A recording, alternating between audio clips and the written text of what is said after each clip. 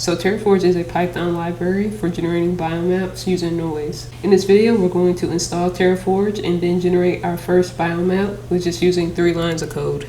TerraForge uses the noise, NumPy, and pill libraries, so we're going to quickly install them. Open your command prompt and then type in pip install noise NumPy pillow, and then hit enter and wait for everything to install.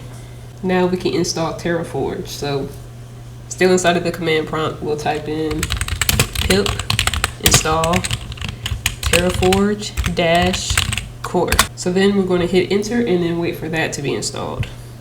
Okay, so now that everything is installed, we can generate our first biomap. The first thing we have to do is import TerraForge. So we'll do from TerraForge import TerraForge. Next, we'll initialize it. So we'll do generator is equal to TerraForge initialized. Okay. Finally, we'll call this generate method to actually generate the biomap. So we'll do generator.generate, and then we'll call it. If you run the code and then check inside of your current working directory, you'll see a biomap PNG and an elevation map PNG. And so I'm just open these up real quick so we can take a look at them. So if you see these 2 images inside of your folder, that means you did everything right and officially generated your first biomap with TerraForge.